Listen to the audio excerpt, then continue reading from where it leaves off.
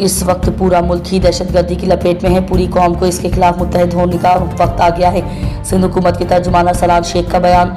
Bureau chief Ejaz Ahmad Tahir Awan की report. Sindh हुकूमत ने तर्जुमान अरसलान शेख ने कहा है कि मुल्क के अंदर इस वक्त दहशतगर्दी के खिलाफ पूरी कौम को मुत्तहद और यकजा होने का वक्त आ गया है। दहशतगर्द कौम को अपने मज़मूम मज़ाइम से बिखेरना चाहते हैं। उन्होंने कहा कि अपने तमाम इख्तिलाफात को बलाए ताक रखते हुए आज वक्त आ गया है कि हर प्लेटफॉर्म और हर सतह पर मुल्क का हर बाशिंदा मुत्तहद हो जाए और दहशतगर्दी के खिलाफ पूरी कौम मुत्तहद हो जाए। मुल्क से दहशतगर्दी के खात्मे के लिए अफवाज पाकिस्तान और दिफाई इदारे अपने कीमती जानों का नजराना पेश कर रहे हैं। दहशतगर्दी के खिलाफ कीमती जानों का जज्बा कभी रायगा नहीं जाएगा। अपने वतन अजीज को मुश्किल घड़ी से निकालने के लिए आपस का इत्तेहाद नागुज़ीर हो चुका है। लाहौर पंजाब में अवाम की सहूलत के लिए फ्री वाईफाई सर्विस का आगाज़ कर दिया गया। ब्यूरो चीफ एजाज अहमद ताहिर अवान से मीडिया रिपोर्ट्स के मुताबिक हुकूमत पंजाब ने सेफ सिटीज़ अथॉरिटी ने लाहौर में 200 से ज़ायद मुकामात पर मुफ्त वाईफाई सर्विस फराहम की है।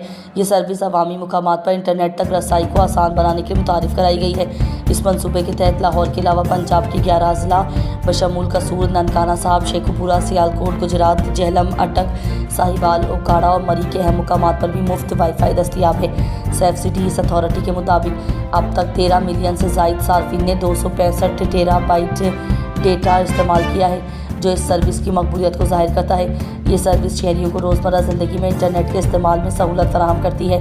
ताहम ये free wifi service video streaming या तफरीही मकासद के लिए नहीं है, बल्कि एमरजेंसी सर्विसेज और ज़रूरी ऑनलाइन कामों के लिए मख्तस है।